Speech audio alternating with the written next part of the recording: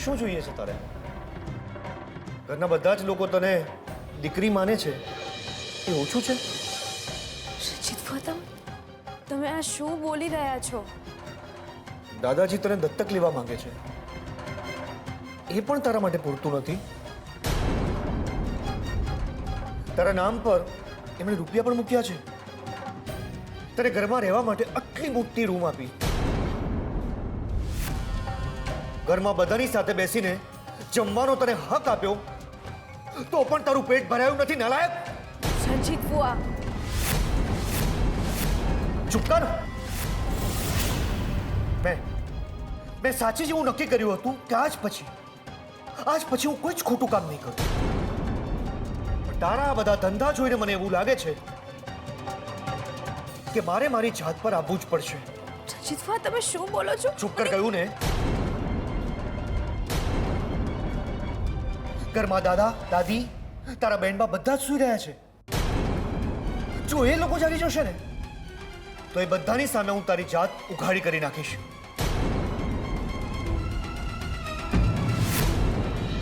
કન્યાદાન કરવાના હતા, બધા જ લોકો ભેગા થઈને તારું કન્યાદાન કરવાના હતા, અને એ લોકોની જ ગોળ ખોદવા બેઠી છે તું. રંજીત ફુઆ, પણ મેં શું કર્યું છે? મારો વાંક ગુનો શું છે? મને કંઈ સમજાઈ નથી રહ્યું. મને કે તારો ધંધો શું છે?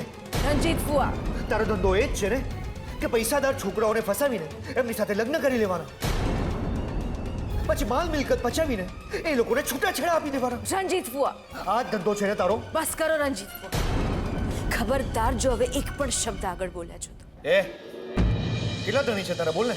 રંજીત ફુઆ, પહેલા શોધને ફસાવી લીધો, હવે તું એને છૂટાછેડા આપી રહી છે. પણ એમ કે તે શોધન પાસેથી કેટલા રૂપિયા લીધા? બસ રંજીત ફુઆ, બસ. નહીં તો હું પણ મારી માન મર્યાદા ભૂલી જઈશ હવે. હજી શોધને તે છૂટાછેડા આપ્યા નથી, એ પહેલા તે જીગરને ફસાવી લીધો. કેમ? ડિવોર્સી છે, ડફોળ છે, વિદેશમાં હોટલ છે,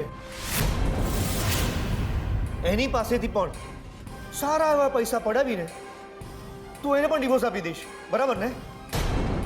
આ જ ધંધો છે ને તારો? રંજીત ફુઆ, તમે શું બોલી રહ્યા છો? પહેલા શોધન, પછી જીગર, પછી ખબર નહીં કોણ. પૈસા માટે ધણી બદલનારી તું. બોલને કેટલા રૂપિયા છે તારા? તારી જાત પર હાથ નાખું એના. રંજીત ફુઆ,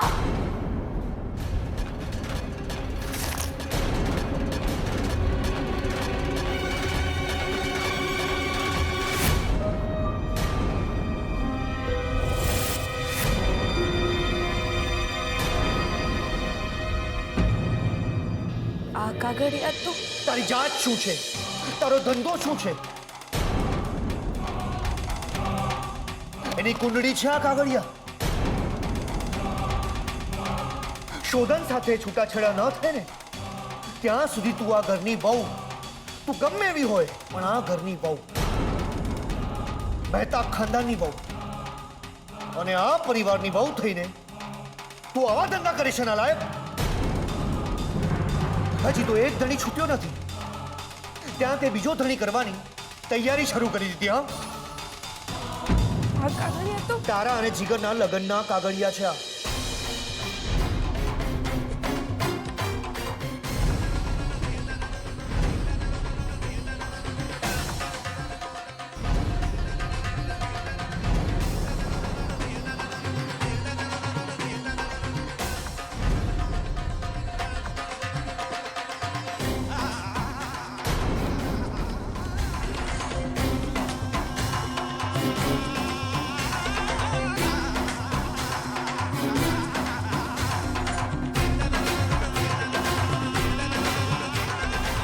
કોર્ટમાં જઈને લગ્ન કરવાના. જીગર વેસાઈ પણ છે આમાં અને તારો અંગૂઠો પણ છે આમાં. આ જો.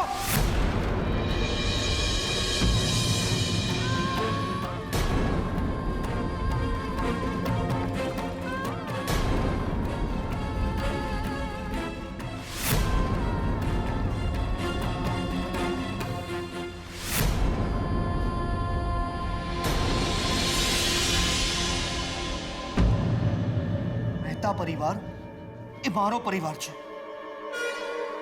અને એની મિલકત પર જો તે નજર ઉઠાવી છે તો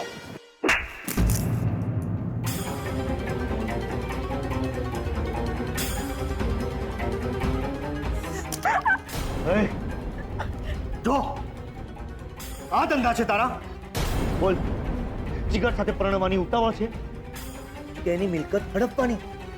હા એ છોકરી, આજે હું ચૂપ રહી જાઉં છું. હા, જો આ ઘરમાં તું કામવાળી બનીને રહી ને તો જ તને રહેવા દઈશ. જો કોઈ પણ પ્રકારના તે આડાવાળા ધંધા આદર્યા છે ને તો તારા અને શોધનના લગ્નની કંકોત્રી દાદાજીના હાથમાં નહીં પણ શ્રુતિના હાથમાં આપી દઈશ. અને સાથે સાથે તારા અને જીગરની અય્યાશીની સાબિતી પણ.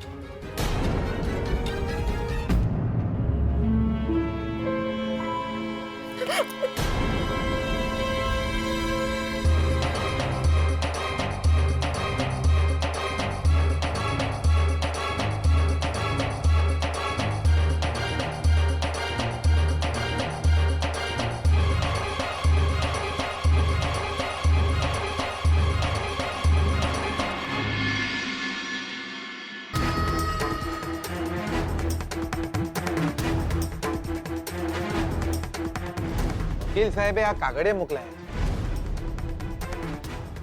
કોર્ટમાં છૂટાછેડાની તારીખ જલ્દી આવી જાય એના માટેના છે.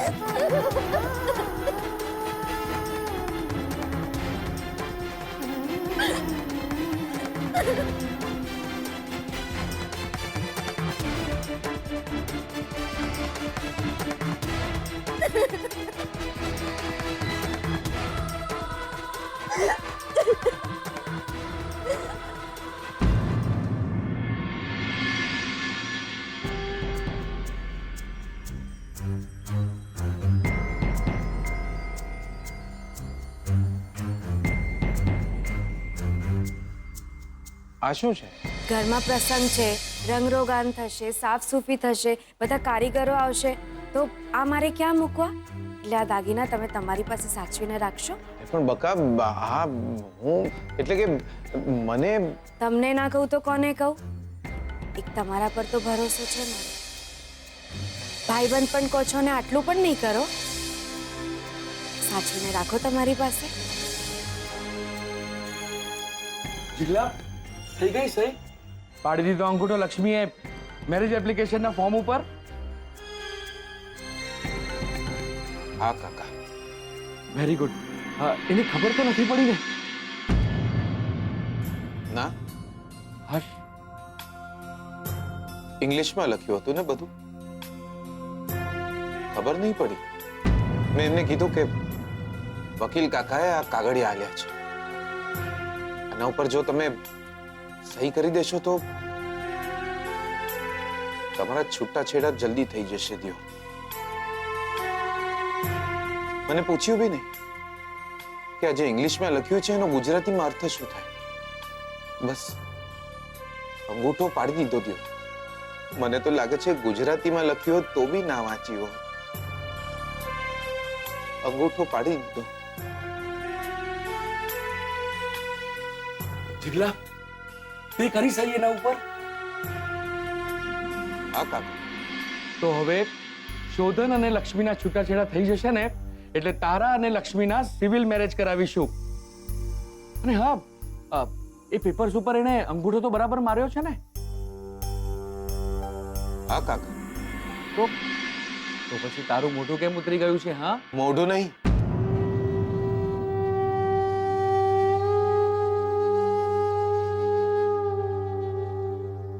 આજે આ જીગર આત્મારામ પટેલ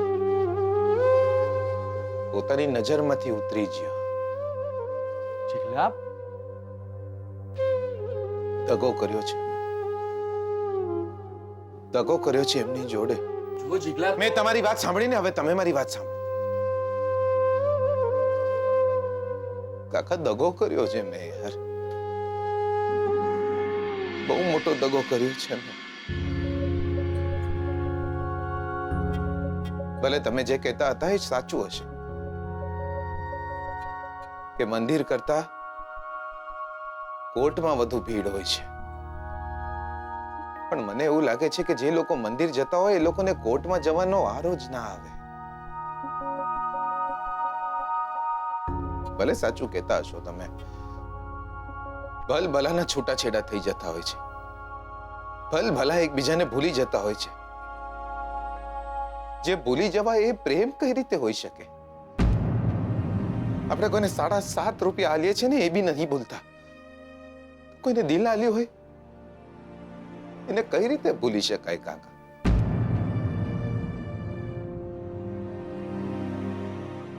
દગો કર્યો છે મેં,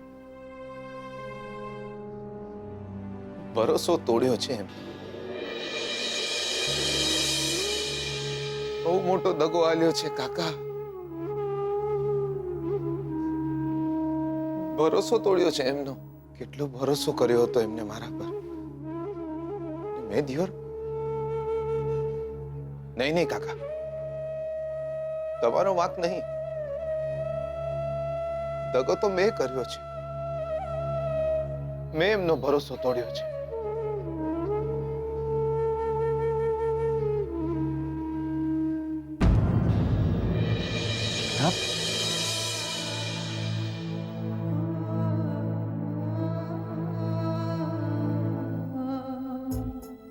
અહીંયા જેટલી બળતરા થાય છે ને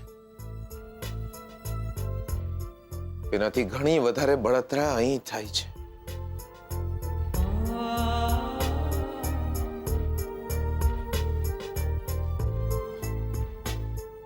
આત્મારામ પટેલનો વંશ વેલો અટકી જતો હોય તો અટકી જાય, બાપા કઈ નહીં બોલે.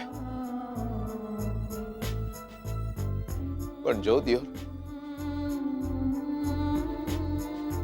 મેં આ પાપ કર્યું ને તો એ જ બાપા બોલશે, એ જીગલા તારા કરતા તો પથ્થરો પાક્યો હોત તો સારું થાત. જીગલા, ઇમોશનલ નહીં થા, પ્રેક્ટિકલ બન. પ્રેક્ટિકલ બનવામાં મને એવું લાગે તમને ખેંચીને આલું. બનો પ્રેક્ટિકલ. જીગલા, હું તારા ભલા માટે કહું છું, એ કાગળિયા મને આપી દે. એ કાગળિયા તો હું લાવી જ ન શક્યો કાકા. કાગળિયા તો ઘરે જ છે દિયો. એ 4-5 કાગળિયાનો ભાર મને એટલો વધારે લાગ્યો કે હું કાગળિયા લાવી જ ન શક્યો. એ કાગળિયા જેવા મેં મારા હાથમાં ઉપાડ્યા, મને લાગ્યું હું મારી ઠાઠડી ઉપાડી રહ્યો છું. એ લગ્નના કાગળિયા ના લાગ્યા મને, એ મારા ડેથ સર્ટિફિકેટના કાગળિયા લાગ્યા મને. જીગલો મરી જ મરી જ. જો જીગલા, જીદ ના કર, મને એ કાગળિયા આપી દે. પાડી નાખીશ. વોટ? એ કાગળિયા ઘરે છે અને ઘરે જઈને એ કાગળિયા હું ફાડી નાખીશ કાકા. જીગલા, જીગલા,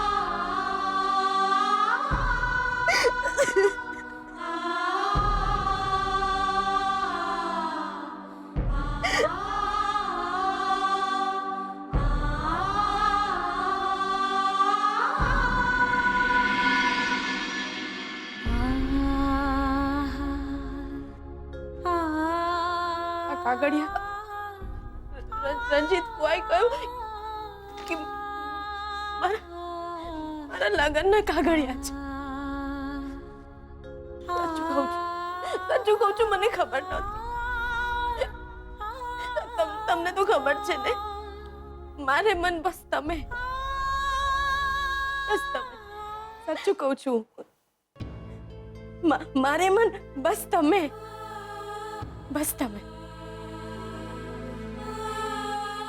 સાચું કહું છું.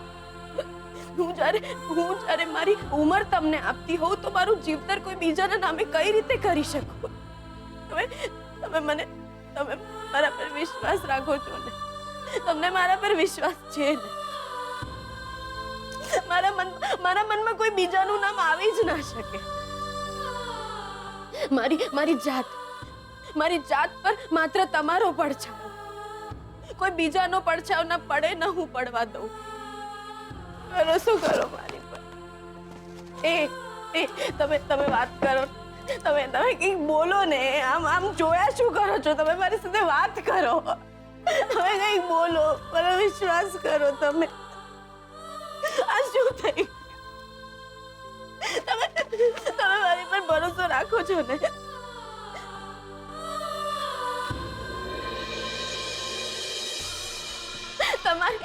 તમારી નફરત મંજૂર છે મને, પણ કોઈ બીજાનો પ્રેમ નહીં. બીજા કોઈનો પ્રેમ નહીં. હું માત્ર તમારી. તમે ભલે મારા ના હો, તમે ભલે મારા ના હો, તમે ભલે મારા.